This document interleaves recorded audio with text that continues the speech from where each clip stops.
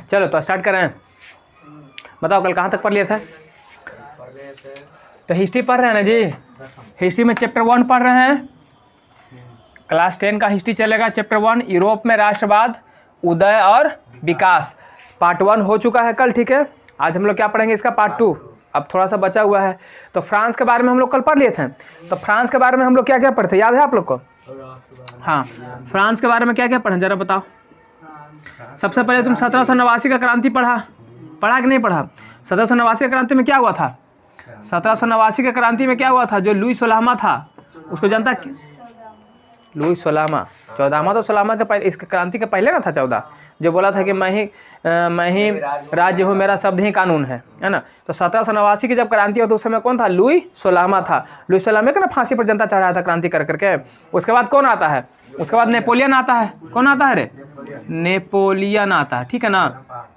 Napoleon Bonaparte. इसका शासन कब से कब तक था? तो 1799 में आया था और 1815 तक रहा था।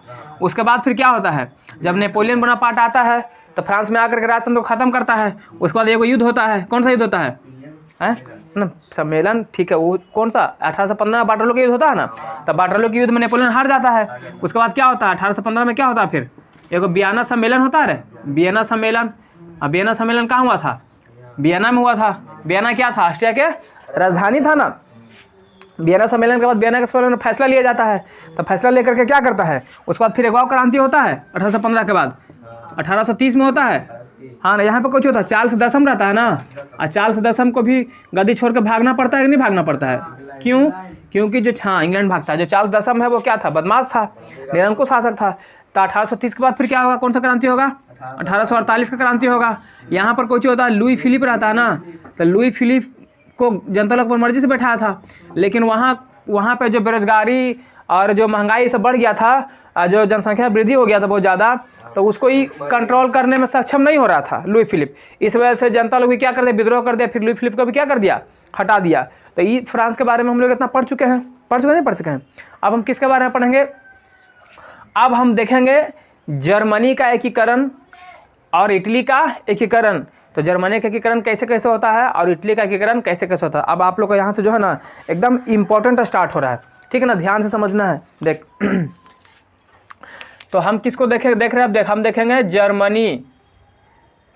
जर्मनी का एकीकरण, ठीक है।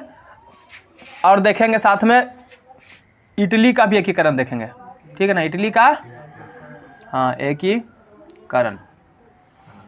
देखो तो जर्मनी जो था वो पहले आपको पता है कितना क्षेत्र में बटा हुआ था रे? 300 छोटा छोटा टुकड़ा बटा हुआ था रे।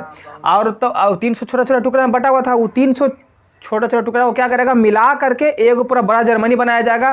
तो उसी को बोल देंगे जर्मनी का एकीकरण। और उसी प्रकार से जो इटली था, ये 7 छोटा छोटा टुकड़ा में बटा हुआ था। कितना? 7। और इस 7 को जब मिला देंगे, मिला के जब एक हो जाएगा तो बोलेंगे कि इटली का एकीकरण हो गया। तो हम देखेंगे कि जर्मनी का एकीकरण जो हुआ था, तो जर्मनी के एकीकरण में जो सबसे अहम भूमिका, देख इंपॉर्टेंट है, 6 नंबर में पूछ देता है, ठीक है ना। 6 नंबर का सवाल है और ये पूछा हुआ सवाल भी है, तो इसलिए इसको ध्यान से समझना है। तो जर्मनी का एकीकरण करने में जो सबसे अहम योगदान जिसका श्रेय आता है, तो किसका जाता है? तो एक था बिस्मार्क। क्या था? बिस्मार्क को हम क्या बोलते हैं? जर्मनी का जनक बोल देंगे इसको। क्या बोलेंगे? क्योंकि सबसे ज़्यादा योगदान कौन दिया था? बिस्मार्क। यानी कि हम कह सकते हैं कि जर्मनी का एकीकरण का श्रेय किसे जाता है? बिस्मार्क को जाता है। इसीलिए बिस्मार्क को हम क्या बोलेंगे? जर्मनी का एकीकरण का जनक। तो जर्मनी के एकीकरण का जनक कौन था? बिस्मार्क था। और ये किसके प्रयास से हुआ था? तो जर्मनी ये हुआ था प्रसा का प्रयास है। किसका प्रयास है? प्रसा के प्रयास से हुआ था। जर्मनी का जो एकीकरण था वो किसके प्रयास से हुआ? प्रसा के प्रयास से हुआ। और इधर ध्यान से समझना, ये इटली ना है, इटली का एकीकरण कौन करेगा? तो देख इटली के एकीकरण करने में सबसे जो भूमिका जो होगा वो 4 लोगों का होगा। कितना होगा? 4 लोग इसमें योगदान देंगे इटली के एकीकरण करने में। पहला कौन होता है? पहला होता है मेटरनिक। कौन होता है? Sorry, Mazzini. क्या होगा? मेजनी। दूसरा होता है काउंट काबुर। क्या होता है? काउंट काबुर। और उसके बाद हो जाता है हमारा तीसरा कौन? गैरीवाल्डी। कौन हो जाएगा? गैरीवाल्डी। और एक और आएगा कौन? ये आएगा कौन था रे, विक्टर एमानुअल, विक्टर इमैनुअल है ना, विक्टर इमैनुअल, ठीक है, इसको मिटा देते हैं, ठीक है ना। विक्टर एमानुअल चारों आएगा और चारों मिल करके बारी बारी से क्या करेगा चारों अपना बारी बारी से आएगा और इटली के एकीकरण में योगदान देगा, ठीक है ना, सहायता करेगा, योगदान देगा। अभी चारों को हम अलग अलग ध्यान से समझेंगे, ठीक। अच्छा बताओ, जर्मनी का जो एकीकरण हुआ था वो कब हुआ था? ये हुआ था 1871 नहीं 75 नहीं 1871 ईस्वी में। कब हुआ था? 1871 ईस्वी में। तो अभी हम क्या बोल रहे थे, अब हम जर्मनी के एकीकरण का इतिहास देखेंगे, ठीक। तो पूछेगा कि बताओ इटली के एकीकरण में कितने लोगों का योगदान था? 4, मेजनी, काउंट काबूर, गैरिबाल्डी और विक्टर एमानुअल। तो पूछेगा तो हाँ ये सब आदमी था तो क्या जानवर है, जगह का नाम है। तो ये पूछेगा इटली के एकीकरण में कितने लोगों का योगदान था, तो 4 लोगों का। कौन कौन है चारों बता दीजिएगा। फिर पूछेगा जर्मनी के एकीकरण में किसका योगदान था? बिस्मार्क का। पूछेगा जर्मनी के एकीकरण का श्रेय किसे जाता है? बिस्मार्क को जाता है। इटली के एकीकरण का श्रेय किसे जाता है? तो चारों को जाता है, क्योंकि चारों मिलकर करवाया था, ठीक है ना। अब यहाँ पर देखेंगे हम क्या बोले कि जर्मनी के एकीकरण का जनक किसे बोलेंगे? बिस्मार्क को। और किसके प्रयास से हुआ? तो प्रसा के प्रयास से हुआ। अभी हम बता रहे थे कि जो जर्मनी था वह पहले छोटा छोटा कितना अथी में बटा हुआ था, टुकड़ा में 300, कितना था रे? 300 टुकड़ा में बटा हुआ था ना, ये जर्मनी है और ये छोटा छोटा इसके अंदर टुकड़ा है, ठीक है ना। ये टोटल कितना था? 300 था।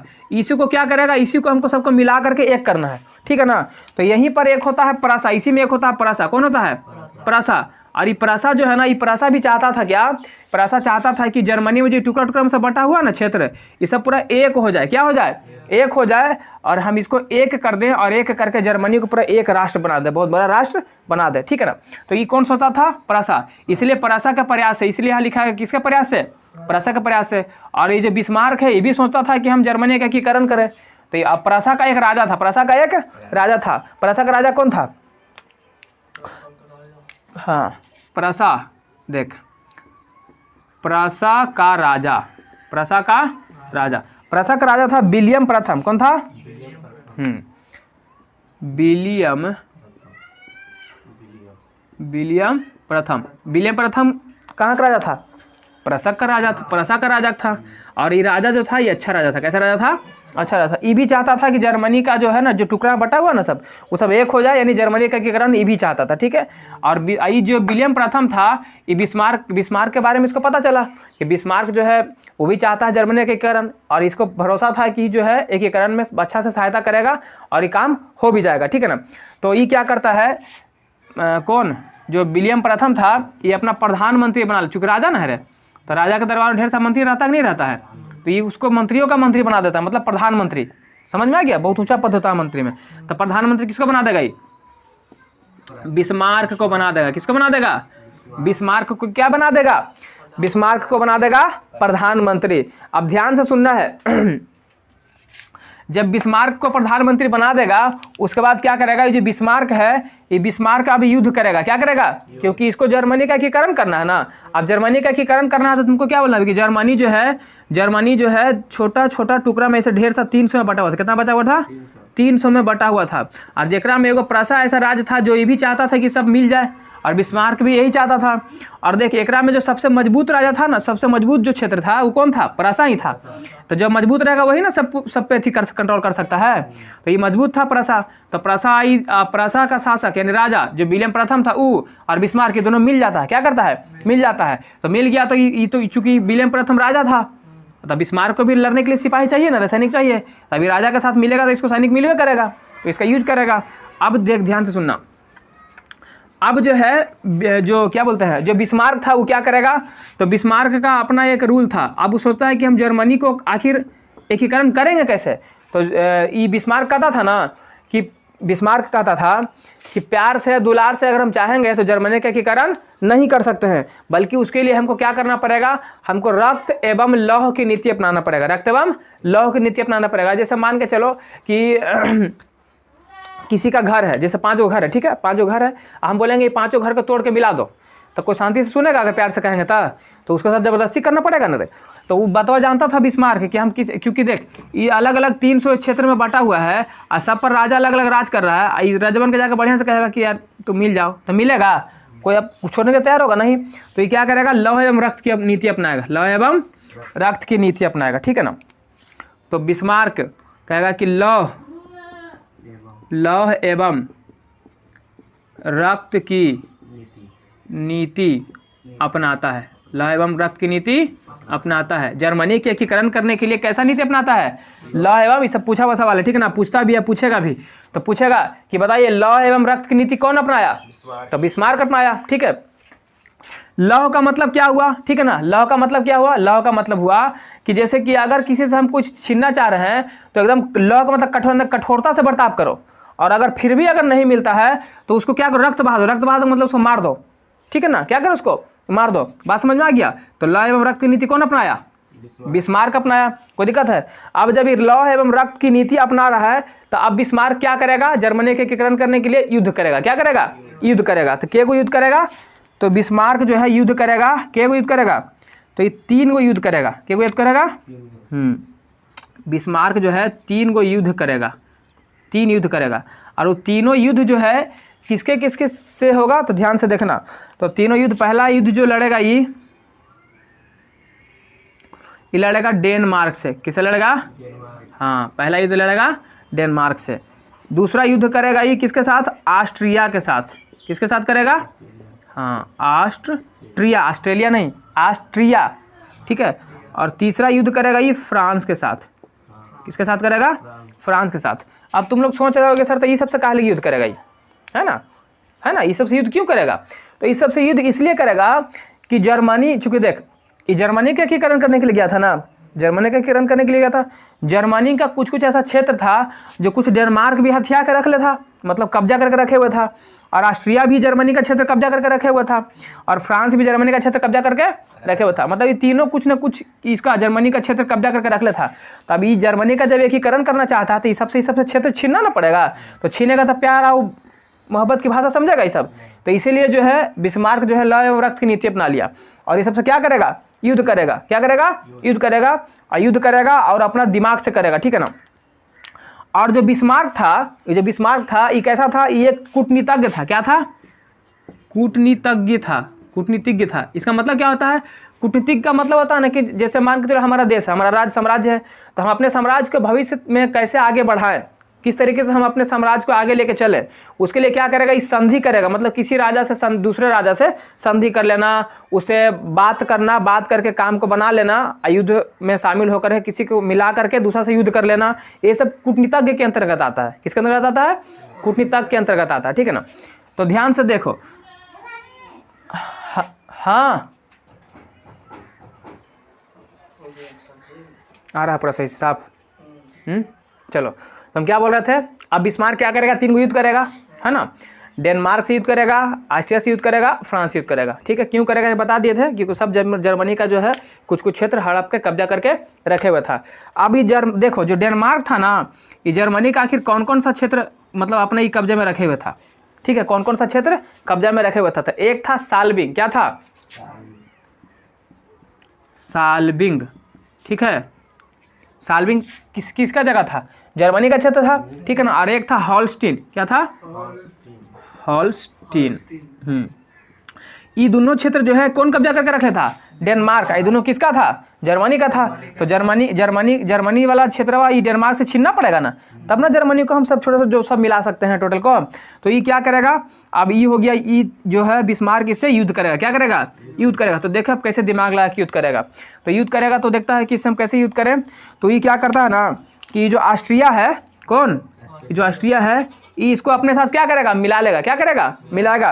कैसे, ये कुछ देख, क्योंकि बिस्मार्क एक कूटनीतिज्ञ था, नहीं बता ना, कूटनीतिज्ञ था, और वो कूटनीतिज्ञ के माध्यम से क्या करेगा, ऑस्ट्रिया को अपने साथ मिला लेगा। और कुछ ही बोलेगा इसको, ऑस्ट्रिया को, कि तुम हमारा साथ दो डेनमार्क के युद्ध में, ठीक है। तो तुम साथ देगा ना, तो ये जो हॉलस्टीन वाला जो एरिया है ना, ये क्षेत्र, ये तुमको हम दे देंगे, क्या करेंगे, ये बोलता है, बिस्मार्क बोलता है कि क्षेत्र वाला तुमको दे देंगे, ये वाला हम रख लेंगे। ये बोला कि जर्मनी का रह जाएगा और ये वाला हम तुमको दे देंगे। तो ऑस्ट्रिया को जी देखता है कि तो अच्छी बात है, इस प्रकार अगर हमको ये वाला मिल जाएगा तो हमारा क्षेत्र और बढ़ जाएगा, तो इसको फायदा ना हो रहा है। तो ये क्या करेगा, ये इसका साथ दे देगा, क्या करेगा, ऑस्ट्रिया किसका साथ देगा, बिस्मार्क का साथ देगा, ठीक है ना। लेकिन ऑस्ट्रिया को नहीं पता था गधा के कि बिस्मार्क फिर लास्ट में हमरो मारेगा, हमरा जुतियाएगा, ठीक है ना। इसके बाद पता नहीं था, तो ये क्या करता है, देता है इसका साथ, और जैसे इसका साथ देता है तो यहाँ अब क्या होगा, युद्ध होगा ना रे, होगा कि नहीं होगा, तो क्या हो जाएगा, युद्ध हो जाएगा। क्या हो जाएगा, युद्ध। आयु जो युद्ध होता है कब होता है, 1864 में। कब होता है रे, हाँ 1864 में युद्ध होगा। और जब ये युद्ध हो रहा है तो ये दोनों मिलकर नहीं युद्ध कर रहा है। बिस्मार्क किधर से लड़ रहा था, जर्मनी से, यानी कि प्रसा ना था, क्योंकि प्रसा का पराजय हो रहा था, और प्रसा का राजा विलियम प्रथम ही था। तो प्रसा और ऑस्ट्रिया दोनों मिल जाएगा, मिल करके लड़ेगा, इसको क्या करेगा, डेनमार्क को मारेगा। तो डेनमार्क हार जाएगा ना, क्योंकि दो को देश मिलकर लड़ रहा था, ये एक ही को ना लड़ रहा था। तो इसमें हारा कौन, डेनमार्क। तो यहाँ पे डेनमार्क का क्या हो जाएगा, पराजय हो जाएगा ना। हाँ, डेनमार्क का पराजय है ना, डेनमार्क क्या हो गया, पराजय हो गया, मतलब हार गया। और जब डेनमार्क हार गया तो चूंकि देख बिस्मार्क वादा किया था इसको कि हम होल्स्टीन तुमको देंगे ऑस्ट्रिया को, तो होल्स्टीन जो है बिस्मार्क जो है इस पर कब्जा कर लेता है, सॉल्विंग पे कब्जा कर लेता है, और उसके बाद होल्स्टीन किसको दे देता है, ऑस्ट्रिया को दे दिया ना। तो इस प्रकार डेनमार्क का सुपड़ा साफ हो गया। अब किससे लड़ेगा बिस्मार्क, ये तो खत्म कर दिया इसको, तब इससे लड़ेगा ना, ऑस्ट्रिया से लड़ेगा। अब ऑस्ट्रिया से लड़ेगा तब देखता है कि हम इसको दे दिए, ये वाला क्षेत्र अपना जमीन वाला क्षेत्र इसको दे दिया है, तो इसे छीनेंगे कि नहीं छीनेंगे, ये छीनना चाहेगा नहीं सर, तो छीनना चाहेगा तो देख पहले क्या किया, पहले वादा किया था, पहले वादा पूरा दिया, दे दिया, अब इसको छीनेगा, क्या करेगा, छीनेगा। तो इसीलिए छीनने के लिए क्या करेगा ये, अब युद्ध होगा किस किस में, तो अब युद्ध होगा प्रसा और ऑस्ट्रिया में, प्रसा और ऑस्ट्रिया में, ठीक है ना, प्रसा और ऑस्ट्रिया में। अच्छा यहाँ ध्यान से देख, पहले ये जो पहला पूछेगा आपसे अगर कि बताइए, बताना कि जो 1800 पूछेगा, 1864 में जो युद्ध हुआ, 1864 में जो युद्ध हुआ वह किसके किसके बीच हुआ, तो डेनमार्क और प्रसा के बीच, डेनमार्क और प्रसा के बीच। ये देखो, ये भले ऑस्ट्रिया तो इसका साथ दिया था ना, लेकिन मेन युद्ध किससे हुआ, प्रसा से नहीं हुआ। तो पूछेगा कि 1864 में जो युद्ध हुआ वो किसके किसके बीच हुआ, तो डेनमार्क और प्रसा के बीच हुआ।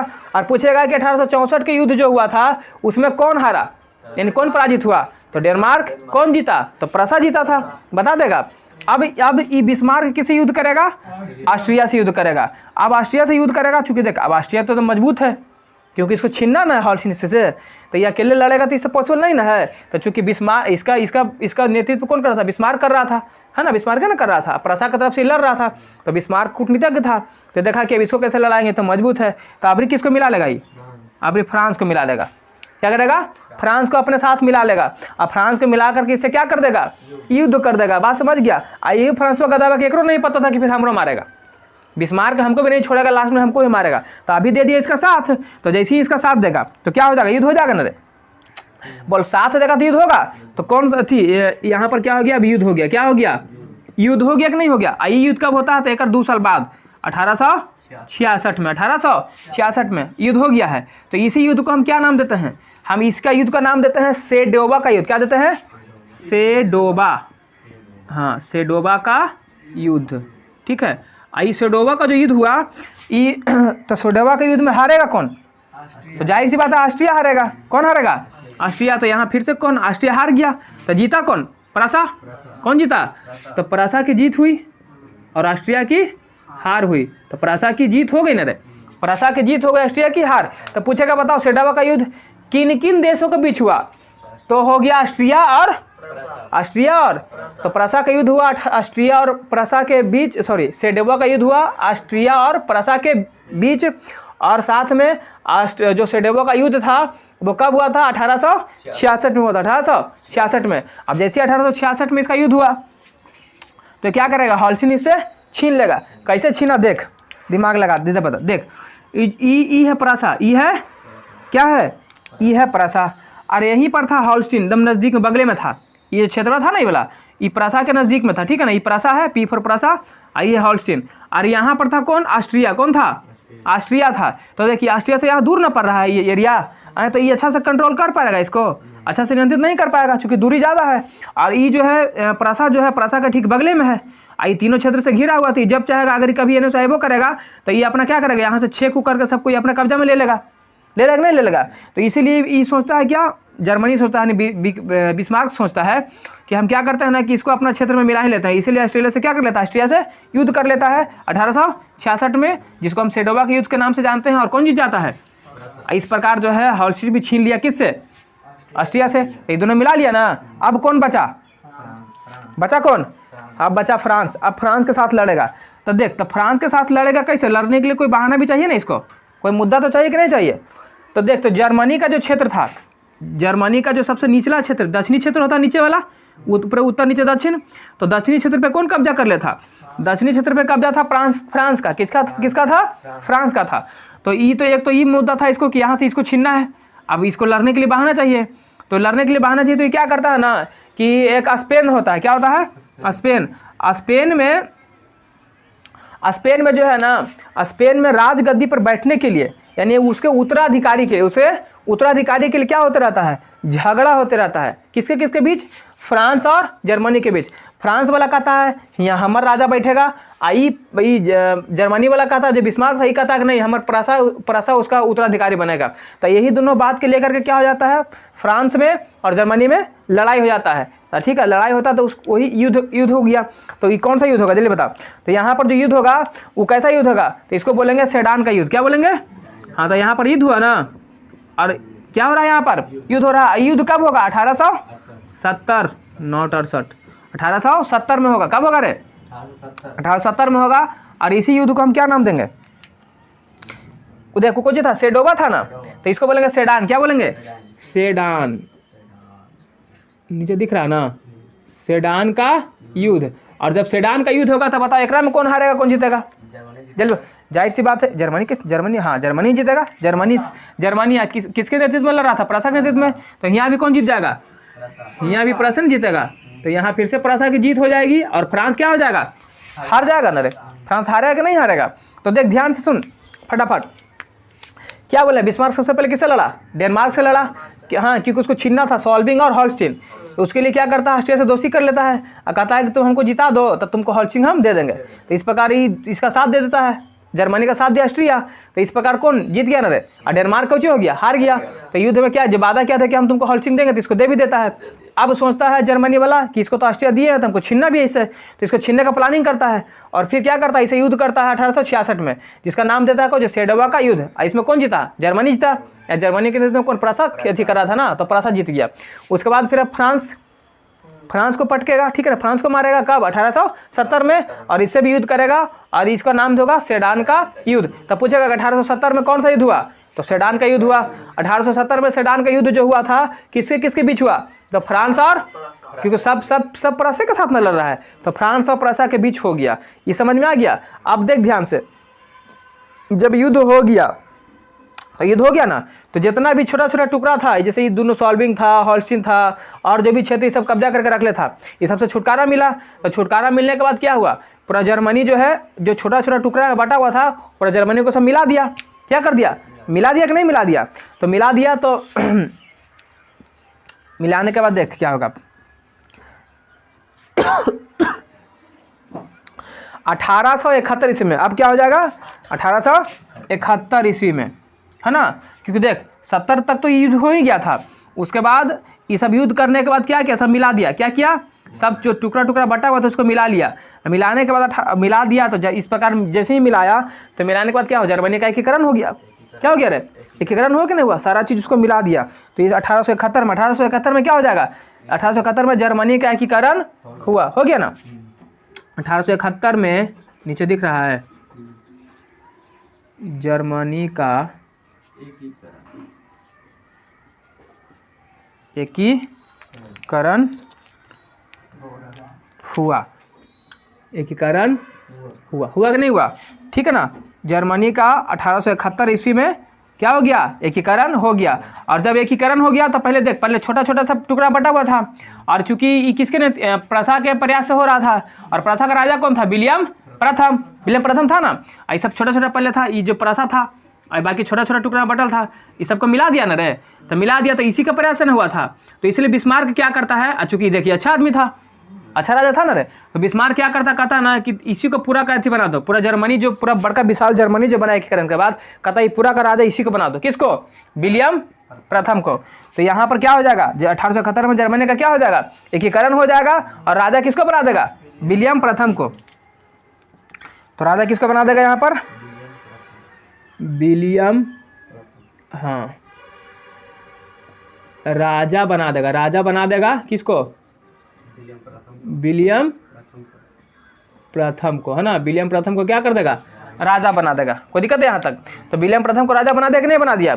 अब देख, जब यहाँ पर देख लास्ट में फ्रांस हारा था ना जर्मनी से, फ्रांस जर्मनी से हारा था। तो जब भी कोई युद्ध हारता है ना तो क्या होता है? सम्मेलन होता है, संधि होता है। और चूंकि देख जर्मनी का एकीकरण के बाद राजा कौन बना? विलियम प्रथम बना। तो विलियम प्रथम जब राजा बना तो कुछ सम्मेलन होगा ना। जैसे देखो मोदी जी सब जीत जाते हैं तो कुछ बड़ा बड़ा बैठक होता है, सम्मेलन होता है। उसी प्रकार से राजा जीत गया, जब पूरा थी जर्मनी का, तो पूरा बड़का जर्मनी का राजा बन गया, वृद्ध जर्मनी का राजा बना, तो कुछ सम्मेलन होगा। तो कौन सा सम्मेलन होगा? वो सम्मेलन भी होता है 1871 में। कब होता है? 1871 में ही एक सम्मेलन होता है जिसको बोलते हैं फ्रैंकफर्ट संधि। क्या बोलते हैं? फ्रैंकफर्ट संधि। अब हाँ, फ्रैंकफर्ट संधि। ध्यान से सुन, फ्रैंकफर्ट संधि इसका नाम क्यों पड़ा? क्योंकि ये फ्रैंकफर्ट में हुआ था। कहाँ हुआ था? फ्रैंकफर्ट में। तब बोलेगा कि फ्रैंकफर्ट की संधि कब हुआ? 1871 में हुआ। किसके किसके बीच हुआ? तो देखो हारा कौन था? फ्रांस। जीता कौन था? प्रसा।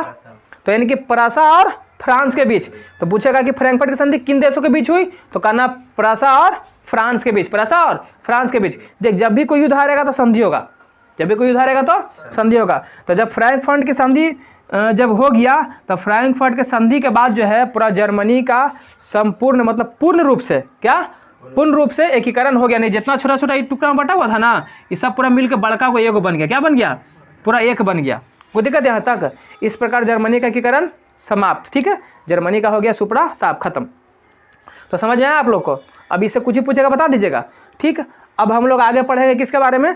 अब हम पढ़ेंगे इटली के बारे में। ठीक है ना? देख अब ध्यान से आपको समझना, ठीक है ना?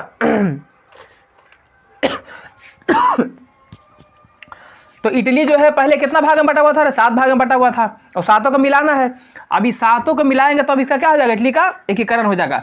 तो इटली के एकीकरण में कितने व्यक्ति का योगदान था? 4। मेजनी का, काउंट काबूर का, गैरिबाल्डी का और विक्टर एमानुएल का। तो सबसे पहले जो योगदान देता है, सबसे पहले जो योगदान देगा वो कौन देगा? इटली के एकीकरण में जो सबसे पहले योगदान होता है वो किसका होता है? मेजनी का। और मेजनी क्या था? मेजनी एक क्रांतिकारी था। क्या था?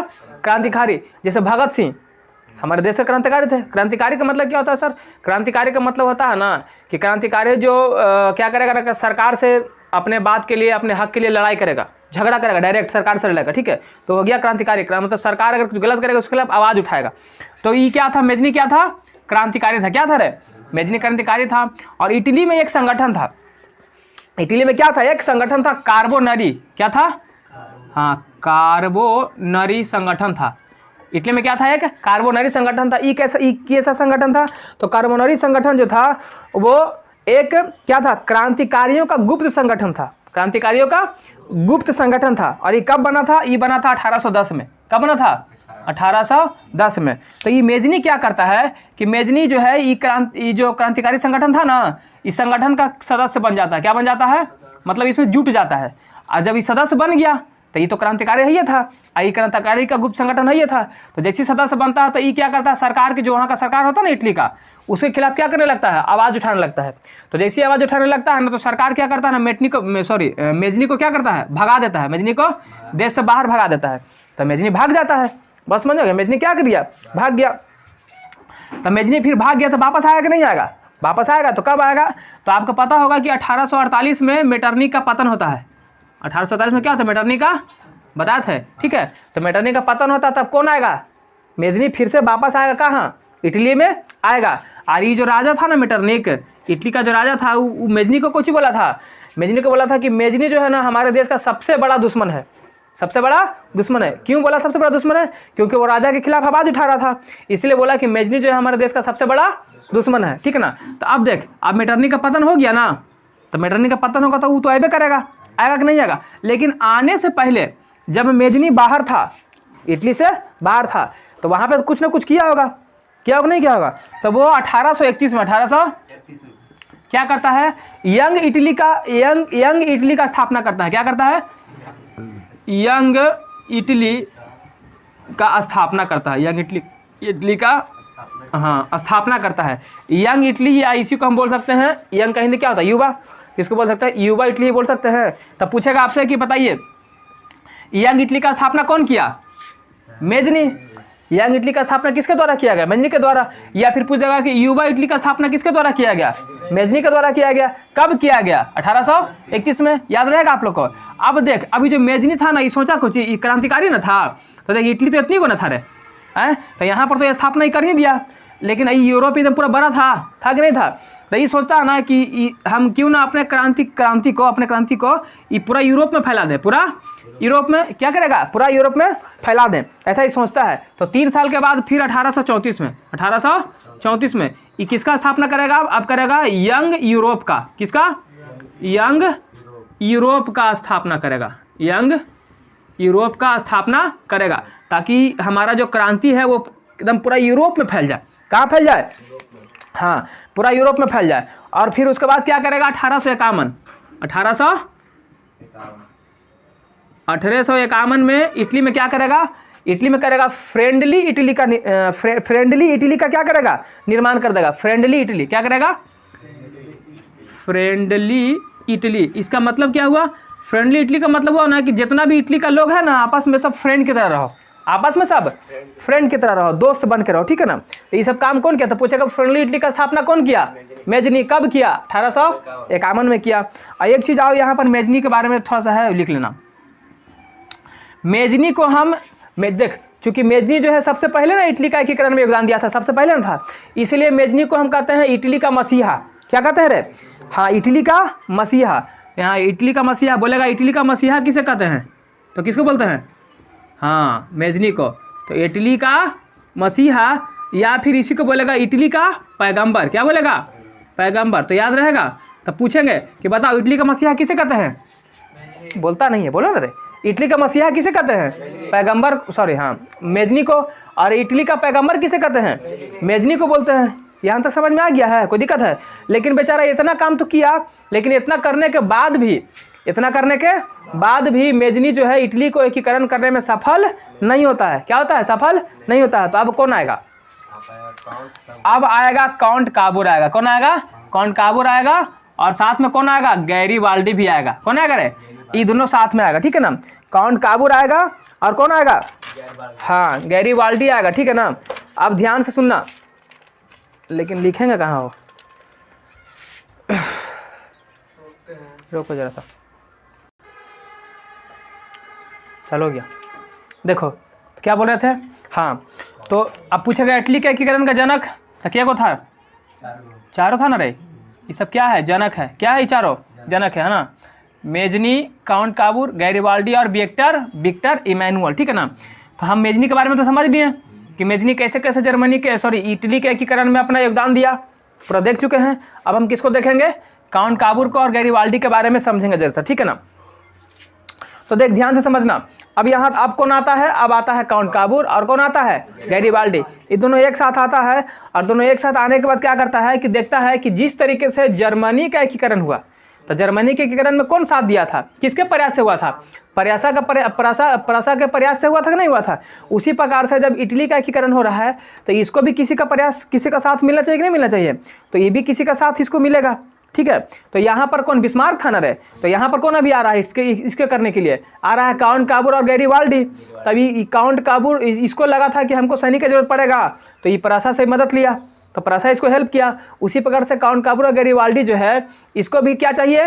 ये सोचता है ना कि जिस तरीके से बिस्मार्क को पता था कि शांतिपूर्वक हम अगर चाहेंगे तो किसी से जर्मनी के एकीकरण नहीं करवा सकते हैं, कोई अपना राज्य छोड़ेगा नहीं, देश छोड़ेगा नहीं। तो उसी प्रकार से काउंट काबूर सोचता है कि हम भी अगर चाहेंगे कि प्यार से दुलार से अगर जो है हम कहेंगे कि इटली का एकीकरण करना चाहेंगे तो क्या कर लेंगे? नहीं कर पाएंगे। तो वो भी क्या करेगा? तो वो सोचेगा ना कि नहीं, हमको इसके लिए क्या करना पड़ेगा? हमको इटली के एकीकरण करने के लिए सैनिक का सहायता लेना पड़ेगा। किसका सहायता लेना पड़ेगा? सैनिक का सहायता लेना पड़ेगा। और सैनिक किसके पास होता है? सैनिक राजा के पास होता है। तो कोई तो राजा यहाँ पर आना चाहिए कि नहीं आना चाहिए? तो वो क्या करेगा? राजा से क्या करेगा? सहायता लेगा, ठीक है ना। और राजा का सहायता लेगा, तो जिस प्रकार से यहाँ परासा का प्रयास से जर्मनी का एकीकरण हो गया था, उसी प्रकार से यहाँ पर भी जो इसको सहायता करेगा, है ना। तो इसमें एक आता है देश, कौन आता है? एक राज्य होता है, उसका क्या नाम था रे? हाँ, सार्डिनिया पिडमाउंट। कौन सी था? Sardinia Piedmont. तो सार्डिनिया पिडमाउंट की सहायता से वो क्या करेगा? सहायता करेगा और इटली का एकीकरण हो जाएगा, ठीक है ना। तो अब हम जरा सा इसको मिटा रहे हैं, ठीक ना। इसको मिटा रहे हैं, कोई जगह नहीं है ना। चल अभी हम इसको नहीं मिटा रहे, ठीक है, क्योंकि जरूरत पड़ेगा। अभी विक्टर इमैनुअल आएगा ना तो समझाएंगे। तो देख इटली क्या बोले थे, इटली पहले कितना थी भाग में बटा हुआ था? 7 भाग में बटा हुआ था रे। तो जैसे देखो मान लो ये इटली है, समझा रहे हैं, ठीक है। आए कुछ हो गया, ठीक है, ऐसे कुछ यहाँ पर आएगा इस तरीके से।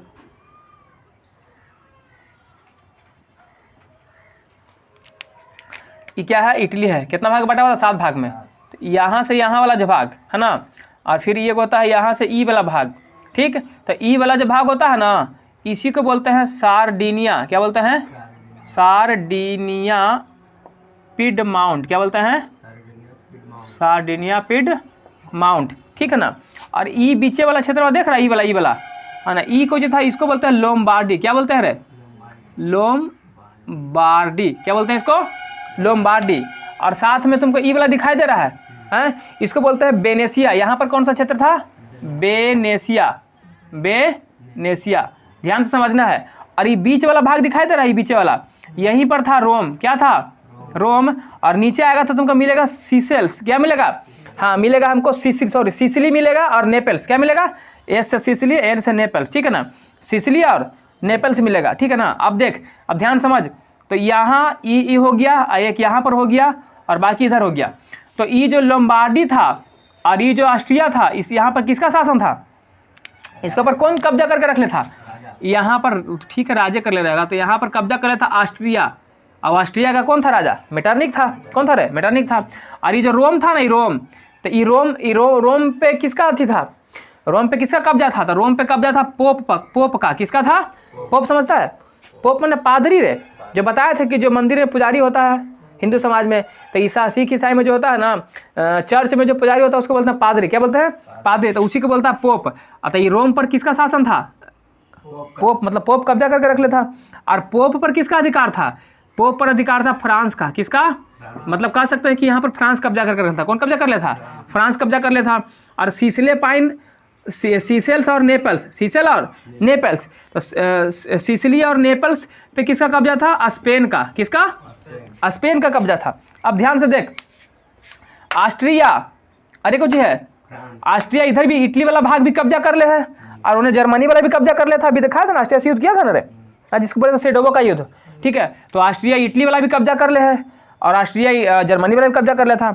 देख फ्रांस यहाँ भी रोम वाला पर कब्जा कर ले है, अब फ्रांस उन्हों कब्जा कर लेता, दक्षिणी भाग जर्मनी का दक्षिणी भाग कब्जा कर लेता। तो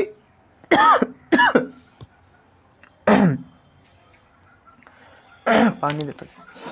तो यहाँ पर देखो, तो जर्मनी के कारण ने भी युद्ध किया है ना।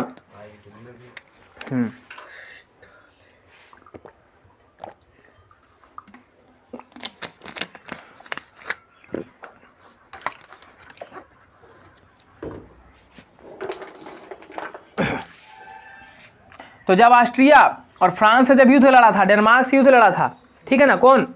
बिस्मार्क यानी प्रासा यानी जर्मनी, ठीक है। तो उस समय क्या हुआ था? उस समय जब बिस्मार्क लड़ रहा था, कौन सपोर्ट किया था? कौन सहायता दिया था? प्रासा। तो उसी प्रकार से यहाँ पर कौन है? सार्डिनिया पिडमाउंट है ना रे। तो जब ये इटली का एकीकरण होने जाएगा, जब गैरिबाल्डी जब अथी करने के लिए जाएगा, ठीक है ना, तो कौन इसका सपोर्ट करेगा? कौन साथ देगा? यानी कि सार्डिनिया पिडमाउंट जो यहाँ पर बसा हुआ है, इसी के प्रयास से होगा। किसके प्रयास से होगा? सार्डिनिया पिडमाउंट के प्रयास से, ठीक है। इसको मिटा रहे हैं, कोई दिक्कत नहीं ना है, समझ में आ गया ना अब? तो देख, तो कौन आया बता रहे हैं, रुक।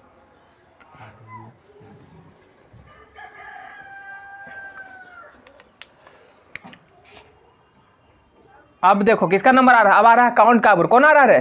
काउंट काबूर की बात कर रहे हैं ना, काउंट काबूर और गैरिबाल्डी आएगा ना। तो देख, तो कौन इसका, तो पहले क्या बोले हम कि काउंट काबूर आएगा, लेकिन प्रयास किसका रहेगा? किसका प्रयास से हो रहा है?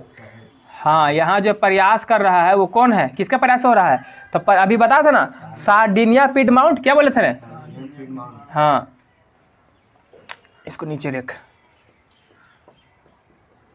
सार्डिनिया पिडमाउंट, ठीक है ना, सार्डिनिया पिडमाउंट। तो जिस तरीके से देखो, प्रासा का राजा कौन था? अब विलियम प्रथम था रे। अरे प्रासा का राजा विलियम प्रथम था। तो ई सार्डिनिया पिडमाउंट का राजा कौन रहेगा? ई रहेगा विक्टर इमैनुअल। कौन रहेगा? हाँ, विक्टर इमैनुअल कौन रहेगा? विक्टर। हाँ, तो सार्डिनिया के प्रयास से होगा इटली का एकीकरण। सार्डिनिया पिडमाउंट का राजा कौन रहेगा? विक्टर इमैनुअल रहेगा, ठीक है ना। और जब विक्टर इमैनुअल जब राजा बन गया, तो राजा तो ये था, बना है क्या, तो इसका प्रधानमंत्री चाहिए ना, कोई चाहिए कि नहीं चाहिए, तो ये अपना प्रधानमंत्री बनाएगा। क्या करेगा? किसको?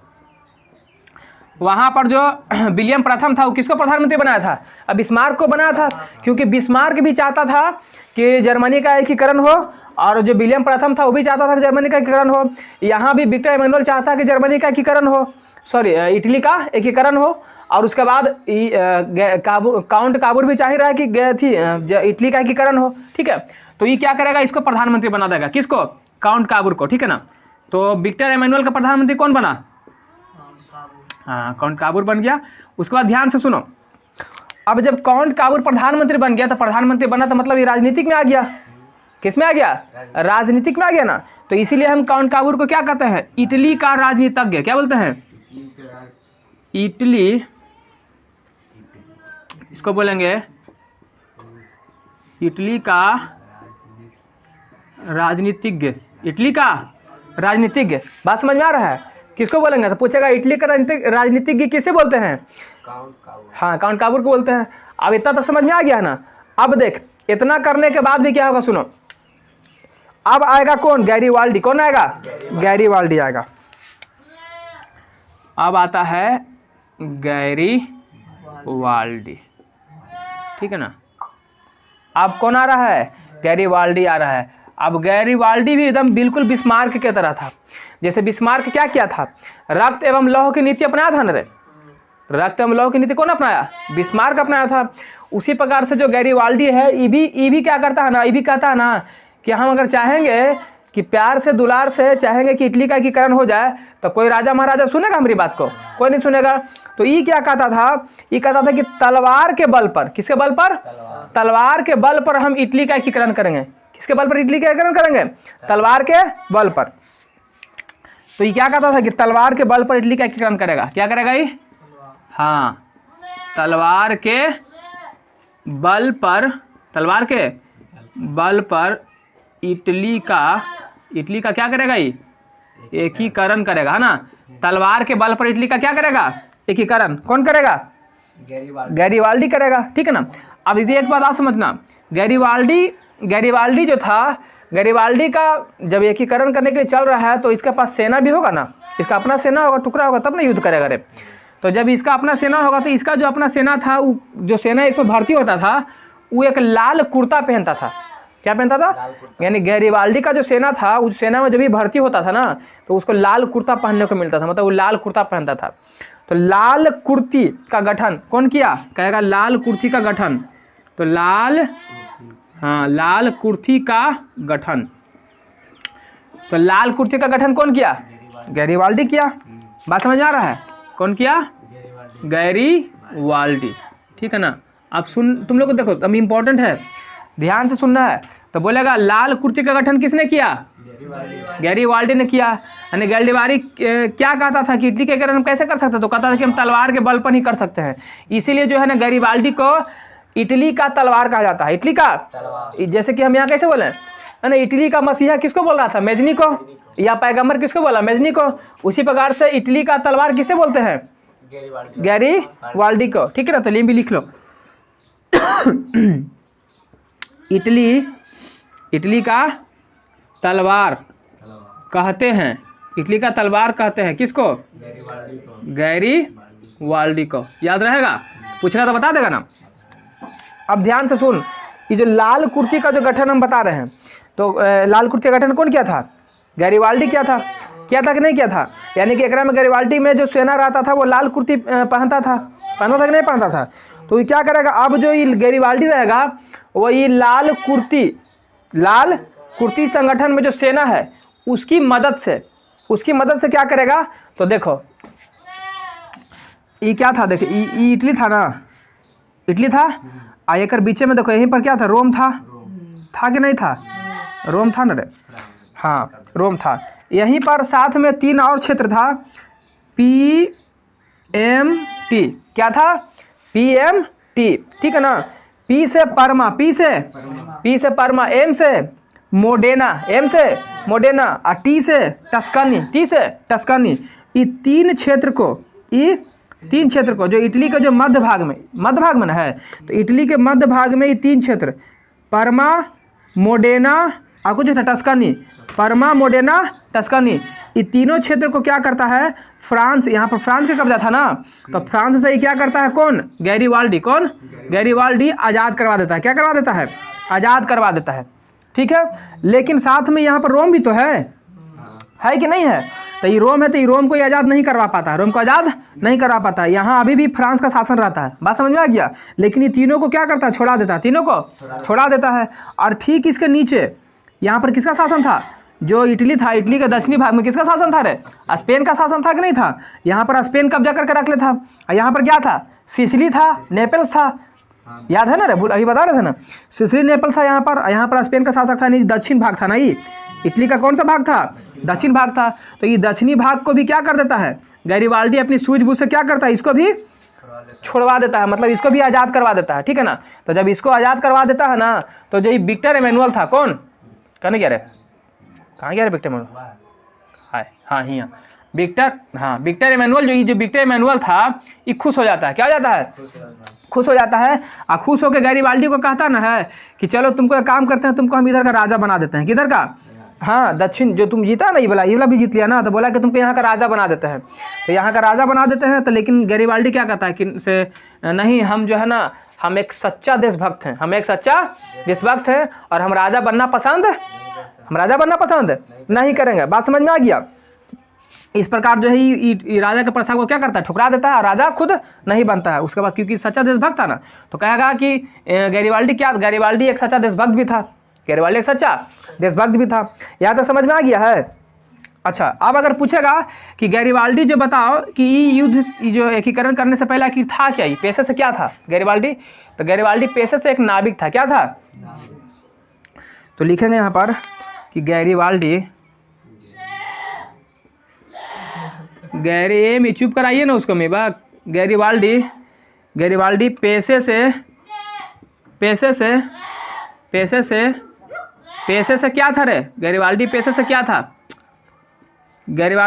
क्या था? जल्दी बताओ।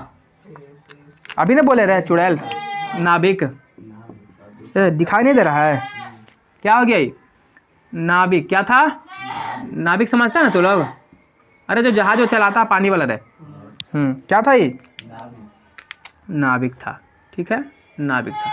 दिख रहा है ना? हाँ, ये क्या था? नाविक था। अब यहाँ तक समझ में आ गया? तो इस प्रकार ध्यान से देखना। तो गैरीवाल्डी क्या किया? समझ ध्यान से। सबसे पहले इटली का एकीकरण किसके प्रयास से हुआ? तो सार्डिनिया पिडमॉन्ट के प्रयास से हुआ। सार्डिनिया पिडमॉन्ट का राजा कौन था? Victor Emmanuel. कौन था? Victor Emmanuel. और विक्टर एमेनुअल जो था, ये प्रधानमंत्री अपना किसको बनाया? काउंट काबूर को बनाया। और इस काउंट काबूर को हम क्या बोलते हैं? इटली का राजनीतिज्ञ बोलते हैं। क्या बोलते हैं? इटली का राजनीतिज्ञ बोलते हैं। फिर इसके बाद कौन आता है? गैरीवाल्डी आता है। और गैरीवाल्डी आता है तो गैरीवाल्डी क्या कहता है कि हम इसको प्यार मोहब्बत से नहीं, बल्कि तलवार के बल पे क्या करेंगे? इटली का एकीकरण करेंगे। तो ये तलवार के बल से एकीकरण करेगा, मतलब ये लड़ाई झगड़ा करेगा, जिसको सैनिक सिपाही चाहिए। तो ये क्या करता है? इसका एक गठन होता है सिपाहियों का, जिसका नाम होता है लाल कुर्ती का गठन। वो सब लाल कपड़ा पहन के, लाल कुर्ता पहनता है। इसका सिपाही कैसा कुर्ता पहनता है? लाल कुर्ता। इसलिए बोलता है कि लाल कुर्ती का गठन कौन किया? तो गैरीवाल्डी किया। इटली का तलवार किसे कहते हैं? तो गैरीवाल्डी को कहते हैं। गैरीवाल्डी पेशे से क्या था? जल्दी बताओ। हाँ, गैरीवाल्डी जो है पेशे से क्या था रे? नाविक था। कोई दिक्कत है यहाँ तक? नहीं ना। तो जब गैरीवाल्डी पेशे से नाविक था, तो इतना चीज हो गया ना रे, सारा चीज तो कर ही दिया, कुछ बाकी है? यहाँ पर ये क्षेत्र तो कौन नहीं लग रहा है? रुक तो जैसा हो गया। देख, यहाँ तक समझ में आ गया? काउंट काबूर का भी कहानी खत्म हो गया, गैरीवाल्डी का भी काम खत्म हो गया। अब देख, इतना करने के बाद गैरीवाल्डी क्या किया? दक्षिण वाला भाग आज़ाद करा दिया। बीच में 3 गो PMT है ना, परमा, मोडेना, टस्कानी को आज़ाद करा दिया। बस रोम को नहीं आज़ाद करा पाया था, यानी कि नीचे वाला करा दिया, सब करा दिया ना। इतना करने के बाद क्या होता है ना कि गैरीवाल्डी को तो राजा बना ही रहा था यहाँ का, तो नहीं बना। तो बोलता हम नहीं बनेंगे, हम तो भाई देशभक्त आदमी हैं, आप ही बन जाइए। तो राजा कौन रह जाता है? आप जना रहा है अच्छा ठीक, चलिए इधर से दिखाते हैं। तो राजा कौन बना रह गया रे? विक्टर एमेनुअल ही रह गया राजा। तो उसके बाद क्या हो जाएगा, जो गैरिबाल्डी था और जो काउंट काबूर था, ये क्या हो जाएगा, सब संन्यास ले लेता है, ठीक है ना, सब सब छोड़ दिया, आ जाएगी गैरिबाल्डी सब किसान सन बन जाता है, ठीक है ना, खेती उती कर लगता है। तो इसका कहानी खत्म हो गया। अब ध्यान से देखो, अब बचा कौन, तो ये वाला तो हो ही चुका है, ये तो नहीं लिखा, नहीं लिखा है, नहीं लिखा है, ये लिखो नहीं किया है, जगह नहीं बच रहा, करने कहना था। अच्छा चल यहाँ समझाते हैं, देख यहाँ देखो चलो ऐसे सीधे सीधे गोल बना के समझा देते हैं। मान लो यही इटली जो हम अभी नक्शा पर समझा रहे थे, ठीक है। अब हम क्या बोले थे कि यहाँ पर 3 भाग था ना रे, इधर था सार्डिनिया पेडमाउंट था, और ई जो था, ई वाला जो भाग था, यहाँ पर क्या था, यहाँ पर लोम्बार्डी था बीचे में, और ई वाला जो क्षेत्र था यहीं पर कौन था, एक क्षेत्र बताए थे आपको, वेनेशिया, याद है आपको, वेनेशिया। तो ई वेनेशिया और ई कौन, लोम्बार्डिया, वेनेशिया और लोम्बार्डिया, ये किसके अधीन था, ऑस्ट्रिया के अधीन था ना रे। तो इसको तो अभी कोई आज़ाद नहीं ना करवाया है, ये तो ये बाकी है ना, है ये तो पहले से खुला ही था, ये बाकी है कि नहीं है, तो ये वाला बाकी था।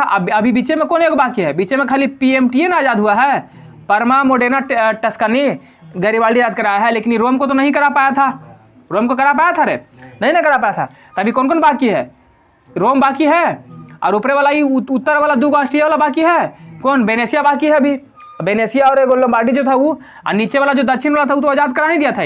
तक सिर्फ अभी कौन बचा, एक बचा रोम जिस पर फ्रांस का सब कब्जा किए हुए था, और ये बचा यानी वेनेशिया वाला भाग जिस पर ऑस्ट्रिया का कब्जा चल रहा था। तो अब देखो कि अब ये कैसे कैसे आज़ाद होता, तो अभी तो गैरिबाल्डी सब तो हट गया, तो अब कौन आएगा, अब बचल कौन है, विक्टर एमेनुअल ना है। अब इसी का योगदान होगा देखो ये सबको छुड़ाने में। तो करने लिखेंगे, लिखना उखना है भी नहीं, समझाना है खाली, ठीक है ना। देख ध्यान से देखो, अब कौन आएगा जी, काउंट काबूर। तो हम क्या बोले, अब एक बचा है ऑस्ट्रिया वाला भाग, बचा ना ऊपरे वाला ऑस्ट्रिया वाला भाग बच गया है, और एक बीच में बचा है रोम वाला, कोची वाला, रोम वाला बचा हुआ जहाँ पे फ्रांस का कब्जा है। तो तुमको याद होगा ये ऑस्ट्रिया ना है। तो देख जर्मनी जब युद्ध लड़ा था, जर्मनी जब युद्ध कर रहा था, जो बिस्मार्क युद्ध कर रहा था, तो ऑस्ट्रिया से युद्ध किया था।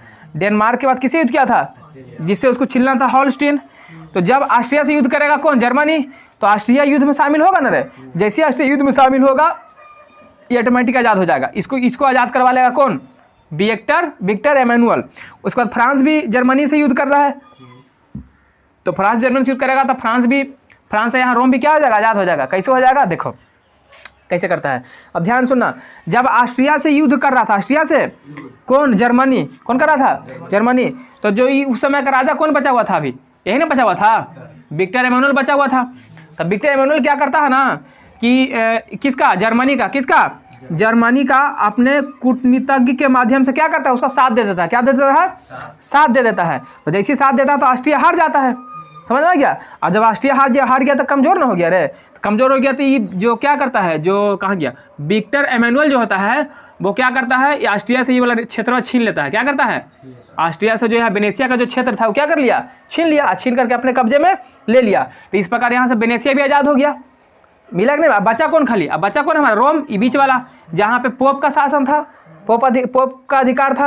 अब पोप पर किसका अधिकार था, फ्रांस का, यानी कि फ्रांस देश उस पर कब्जा किया हुआ था। तो अब हमको किसको आज़ाद करवाना है, रोम को। तो देख जब तीसरा युद्ध हुआ था जर्मनी के बीच, तीसरा युद्ध किसके साथ हुआ था, फ्रांस के साथ हुआ था ना रे।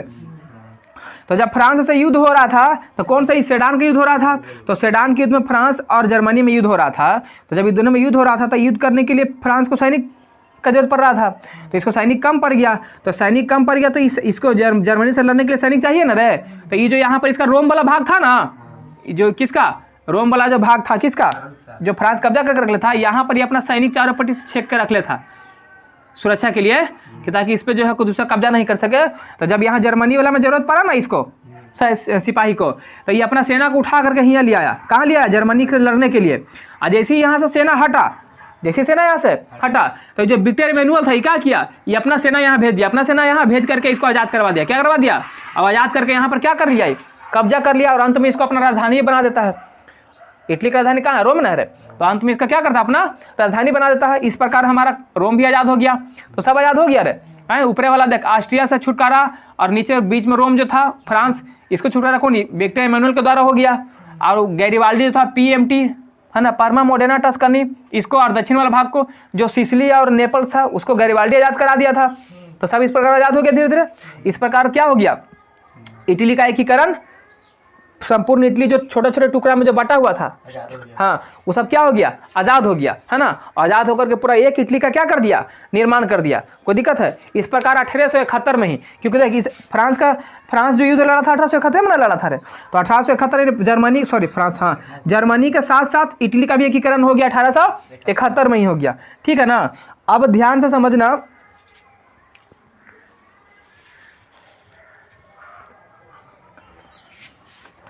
ई पर लिख दें, ई पर मैं ही लिख देता हूँ, ठीक है, तुम लोग लिखा नहीं ना रहे।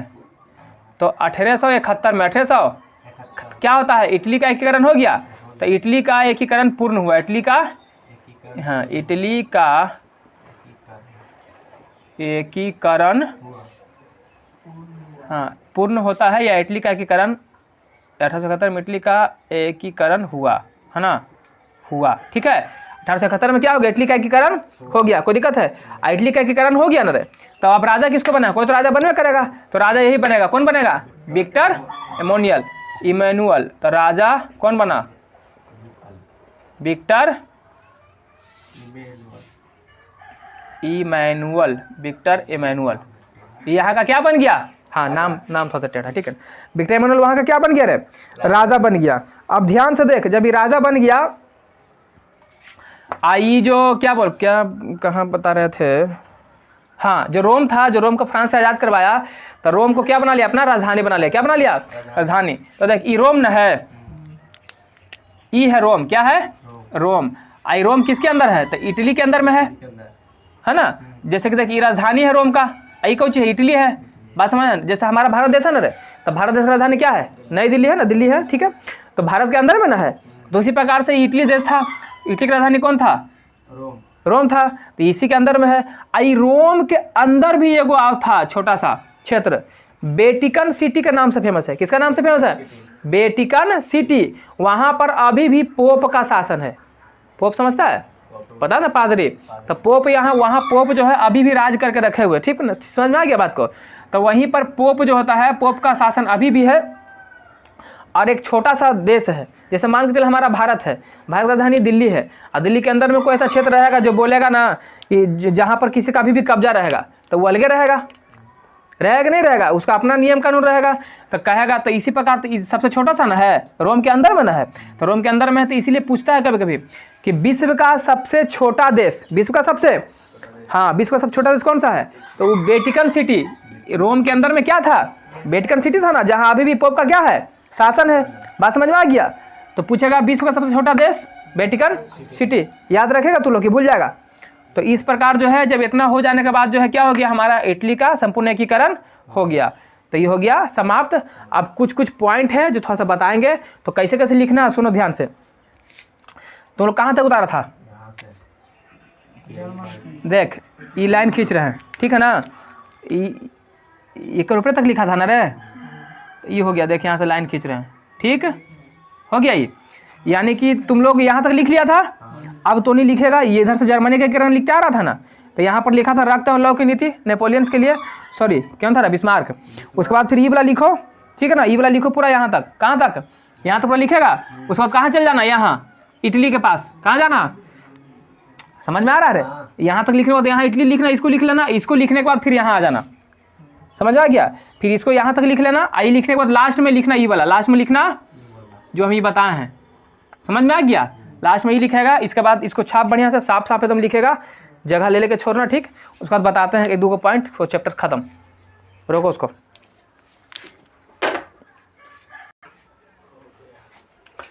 चलो, तो यहाँ तक समझ में आ गया, जर्मनी का एकीकरण कैसे हुआ, इटली का एकीकरण कैसे कैसे हुआ, कौन कौन योगदान दिया, सारा चीज़ देख लिए हैं। समझ में आया है, थोड़ा समझ आया है, खाली झुट के मुड़ी हिला रही है, हाँ, आ गया ना, चल, तो आ गया तो अच्छी बात है। अब देख कितना हो गया ना, अब हम थोड़ा सा कुछ पॉइंट्स देखेंगे, ठीक है। क्या देखेंगे, कुछ पॉइंट्स देखेंगे, जो छूट गया है वो हम लिखवा देते हैं, ठीक। अच्छा बताओ, जर्मनी का एकीकरण जो हुआ था, तो जर्मनी के एकीकरण का श्रेय किसे जाता है, बिस्मार्क को जाता है, जिसको जनक हम बोल रहे थे, उसका श्रेय बिस्मार्क को ना जाता है। बिस्मार्क ने कौन सी नीति अपनाई थी? रक्त एवं लौह की नीति अपनाई थी, है ना। आपको क्या लिखा दिया था? लौह एवं रक्त की नीति। अच्छा कोई दिक्कत नहीं, पहले लिखा गया तो क्या हो गया। रक्त एवं लौह की नीति अपनाया था, ठीक। इटली जो जर्मनी का एकीकरण हुआ था तो उसमें जो बिस्मार्क था, क्या युद्ध लड़ा था रे? 3 गो युद्ध लड़ा था ना। पहला किससे लड़ा था? ऑस्ट्रेलिया से लड़ा। ऑस्ट्रेलिया से लड़ा कि डेनमार्क से लड़ा? डेनमार्क से लड़ा था ना। उसके बाद दूसरा ऑस्ट्रिया से लड़ा और तीसरा फ्रांस से लड़ा था।